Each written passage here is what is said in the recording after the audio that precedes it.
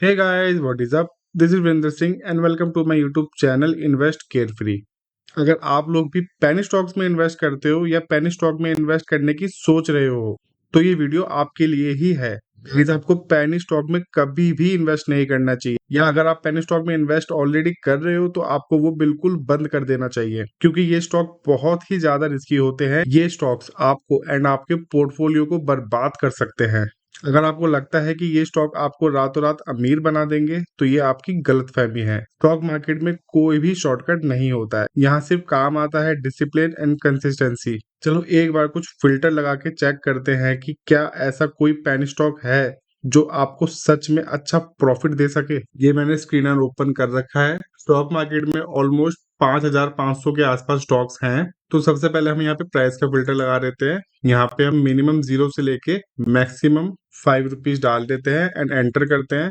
तो अब total 405 stocks ही बचे हैं। इसके बाद चलते हैं एवरेज की तरफ। 3 महीने की मिनिमम एवरेज, अगर आप कोई भी पेनी स्टॉक लेते हैं तो उसकी मिनिमम एवरेज 3 महीने की मिनिमम टू मिनिमम 50,000 तो होनी चाहिए, क्योंकि पेनी स्टॉक में जो सबसे बड़ी प्रॉब्लम आती है वो आती है लिक्विडिटी की। इन स्टॉक्स में वॉल्यूम होती ही नहीं है, या तो होती भी है तो ना के बराबर। अगर आपने बल्क में स्टॉक्स खरीद रखे हैं एंड आप उसको बेच ही ना पाओ तो फिर वो स्टॉक किस काम के, किस फायदे के। तो यहाँ पे हम मिनिमम वॉल्यूम डाल देते हैं 50,000,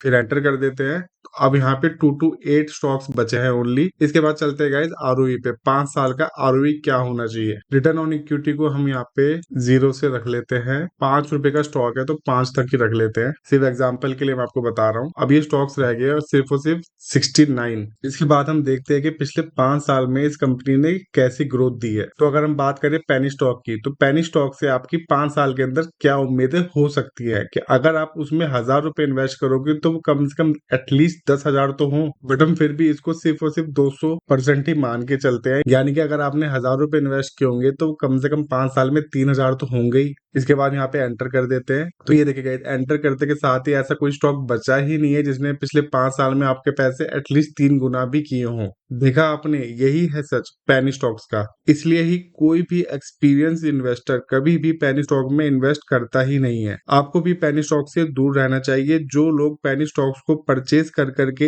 एक दिन खुद बर्बाद हो जाते हैं, फिर वही लोग स्टॉक मार्केट को जुआ बोलते हैं। तो गाइज अब आप लोग समझ ही गए होंगे कि क्यों आपको पेनी स्टॉक से काफी दूर रहना चाहिए।